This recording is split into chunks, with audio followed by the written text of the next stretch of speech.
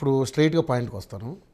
Big boss అనేది మీ dream అన్నారు. సరే, బిగ్ బాస్లోకి వెళ్ళాలని నేను కూడా కోరుకుంటాను, ఎందుకంటే నేను ఫీల్డ్లో ఉన్నాను కాబట్టి నాకు కూడా వెళ్ళాలనిపిస్తుంది. కానీ అది అదృష్టాన్ని బట్టి ఉంటుంది. సరే, ఓకే, రైట్, పక్కన పెడితే మరి బిగ్ బాస్ మీద మీకున్నటువంటి అభిప్రాయం ఏంటి? ఎందుకంటే గతంలో ఈ 7 సీజన్లు లెక్కేసుకుంటే ఫస్ట్, సెకండ్, థర్డ్ వరకు ఒక రకమైనటువంటి మంచి ఒపీనియన్ ఉండే.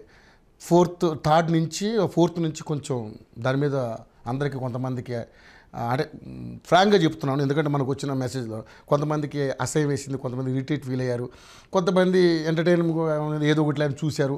బట్ మొత్తానికి అయితే దానికి క్రేజ్ అయితే తగ్గలేదు. ఏదో ఒక వర్గానికి సంబంధించిన పీపుల్ ఎవరో అది ఎవరైనా చూస్తున్నారు. కానీ మరి ఒకప్పుడు ఇది ఎన్టీఆర్ గారు చేసిన అప్పుడు కానీ, తర్వాత నాని గారు చేసింది కానీ, గత తర్వాత అంతా కూడా మన నాగార్జున గారు చేస్తున్నారు. సో ఎలా అనిపిస్తుంది అప్పటికి ఇప్పుడుకున్నటువంటి బిగ్ బాస్కి మీకు ఏంటి ఒపీనియన్ ఏంటి? ఎలా ఉంది అంటే కొన్నిసార్లు మనుషుల ప్రవర్తనని మనం ఏకంగా షోకి ఆపాదించడం కరెక్ట్ కాదు. ఓకే, సో మేబీ ఆ టైంలో ఆ ప్లేయర్స్ చేసిన దాన్ని వల్ల మనం అలా చూస్తున్నాం తప్ప ఎప్పుడు కూడా ఒక కంపెనీకైనా, ఒక దేశానికైనా, ఒక రాష్ట్రానికైనా పేరు ఎప్పుడు వస్తుందంటే ఆ మనుషుల వల్ల, ఆ ప్లేసెస్ వల్ల, లేకపోతే ఇంకోటి కాదు. సో అలాగే బిగ్ బాస్కి కూడా ఒక మంచి పేరు ఇవన్నీ వస్తుందంటే ఒక మంచి కంటెస్టెంట్లు ఉండడం వల్లే వస్తుందనేది నా అభిప్రాయం. ఓకే, ఎందుకంటే గతంలో చూసాం మనం ఉంటారు, అన్ని రకాల వాళ్ళు ఉంటారు. బట్ వాళ్ళ అంటే మనుషుల వల్ల షోకి అప్పుడప్పుడు అలా ఆపాదించుకుంటారు తప్ప మనం అంటే కొంతమంది ఇప్పుడు సపోజ్ దావుద్ ఇబ్రహీము, లేకపోతే ఒక కసబ్బో, ఇలాంటి వాళ్ళు ఉన్నారు కాబట్టి పాకిస్తాన్ ఒక టెర్రరిస్ట్ నేషన్ అని చెప్పి ముద్ర వేస్తారు. బేసికలీ అలాగే జరుగుతుంది కదా. సో బేసికలీ అంటే అక్కడున్న మనుషుల్ని బట్టి ఇవాళ మనం ఆ నేషన్ అలా చూస్తాం. అలాగే ఇండియాలో లవర్ ఆల్సో, ఫైటర్ ఆల్సో ఇద్దరు ఉంటారు.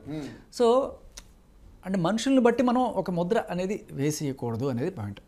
బట్ ఇండియా అనేది ఏంటి, దానికి ఒక స్వరూపం ఉంది, ఒక సోల్ ఉంది, డైవర్సిటీ, యూనిటీ ఇన్ డైవర్సిటీ, అన్ని రకాల వాళ్ళు ఉంటారు అన్ని. సో అలాగే బిగ్ బాస్ కూడా అన్ని రకాల మనుషులు ఉంటారు.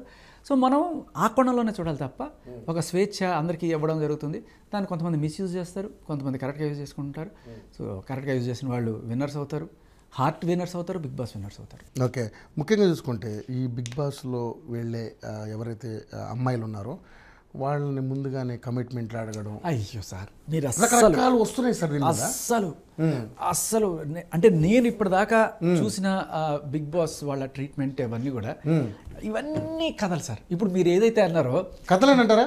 కథలైతే ఖచ్చితంగా 100కి 200-300% కథలని నేను గ్యారంటీగా చెప్పగలను. ఎందుకంటే ఇప్పుడు మీరే అన్నారు అదేంటది, మీరు ఏంటి బిగ్ బాస్ వాళ్ళు మీకు డైరెక్ట్ చేసి ఇలా గట్టిగా ఫైట్ చేస్తే వస్తుంది అని చెప్పి నాకు నిజంగా నవ్వు వచ్చింది. అలాగే ఈరోజు ఫోన్ చేసింది లేదు, మాట్లాడింది లేదు, టక్కువ ఒక 10 రోజుల క్రితం వచ్చిన కాల్, దానికి అసలు దీనికి సంబంధమే లేదు. అండ్ వాళ్ళతో మాట్లాడినప్పుడు కూడా ఈ ఇష్యూ వాళ్ళకి కొంతే తెలుసు, ఏదో జరుగుతుంది ఏంటది అని చెప్పి వాళ్ళు అప్పుడే నారదీసింది తప్ప నిజంగా వాళ్ళకి అంత ఇది కూడా తెలియదు. సో మనం చాలా ఎక్కువ ఊహం చేసుకుంటుంటాం, నిజానికి అసలు కంప్లీట్లీ ఆపోజిట్ అనమాట. సెలబ్రిటీ షో అనేసరికి కొంత ఊహలు ఎక్కువైపోతుంది. నేను చాలా విన్నాను మీరన్నట్టే, కొంతమంది ముందుగానే విన్నర్స్ మాట్లాడేసుకుంటారు, వీళ్ళే విన్నర్స్, అంత స్క్రిప్టెడ్, ఇది వీళ్ళు 4 వారాలు 5 వారాలు, నథింగ్ లైక్ దట్ సార్, ఏమీ లేదు అలా. మరి బయటకు వచ్చి చెప్పిన వాళ్ళందరూ అలాగే చెప్తున్నారు సార్. చాలా మంది అంటే లోపల నుంచి బయటకు వచ్చిన వాళ్ళు ఉంటారు కదా, మన ఎలిమినేషన్ అయ్యి వచ్చిన వాళ్ళు, కొంతమంది అలా మాట్లాడిన సందర్భాలు ఉన్నాయా? Maybe I should check. కానీ 2 రకాల మనుషులు ఉంటారు సార్ లైఫ్లో.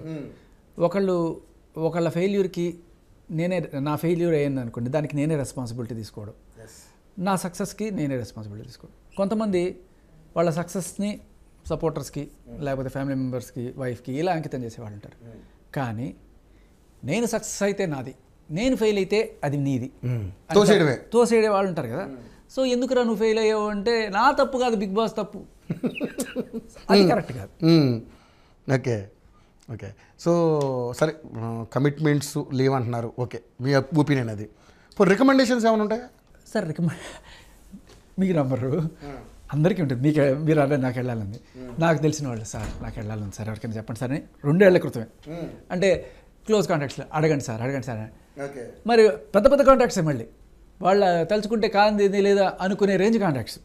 నేను పెద్ద ఛానల్స్లో వర్క్ చేశాను కాబట్టి అలా అడిగా. సరే చెప్తా ఉంటారు, వాళ్ళకి మాట వేయగలరు, అంతకుమించి ఓకే చూద్దాం అంటారు తప్ప వాళ్ళ క్రైటీరియాలో మనం ఫిట్ అయితేనే ఉంటుంది. వాళ్ళకి అనుగుణంగా మనం ఉండాలి. అంటే కరెక్ట్గా చెప్పాలంటే తీసుకొచ్చి ఒక రికమెండేషన్ ఎంతవరకు అంటే గుర్రాన్ని చెరువు దాకా తీసుకెళ్ళడం వరకే, నీళ్ళు తాగడమా లేదా అనేది వాళ్ళంటే. సో అలా ఇదొకటే కాదు సార్. ఇప్పుడు నేను జెమిలో యాంకరింగ్ చేసేటప్పుడు చాలామంది నేను యాంకర్ కావాలి రికమెండ్ చేయి అంటారు. ఖచ్చితంగా రికమెండ్ చేస్తాను. ఓకే కొంత వర్త్ అనుకున్నప్పుడు రికమెండ్ చేస్తాను. ఎంతవరకు అది అక్కడ ఆడిషన్ అయ్యే వరకు. బట్ నేను ఆడిషన్ చేసే వాళ్ళని ఇన్ఫ్లుయెన్స్ చేసేసి అక్కడ పైన టాప్ మోస్ట్ వాళ్ళని కూడా ఇన్ఫ్లుయెన్స్ చేసేసి తీసుకో అని చెప్పిన సీన్ ఉండదు ఎవరికి. ఇవంతా ఊతి తోడక అనమాట. అంతేనా? అంతే. అక్కడ దాకా అయితే రికమెండేషన్ అంబకే. అక్కడ దాకా అయితే పేపర్ ఒకసారి ఈ ఫోటో చూడండి, ఇగో వీడి ప్రొఫైల్ ఇది అనేంతవరకు కొంతమంది తీసుకెళ్ళగలరు. అంతకుమించి రికమెండేషన్లు పని చేయవు, కమిట్మెంట్లు ఏమి ఉండవు. సో నిష్పక్షపాతంగా వెళ్తుంది. ఒక మహా అయితే ఎంత మ్యాక్సిమం ఒక ఇంటర్వ్యూ వరకు పెట్టించగలరేమో, అది కూడా డౌటే. ఎందుకంటే నేను అడిగినప్పుడు నాకు ఇంటర్వ్యూ కూడా పెట్టించలేకపోయారు. వాళ్ళంతటి వాళ్ళు ఏదో ఒకటి పిలుస్తారు.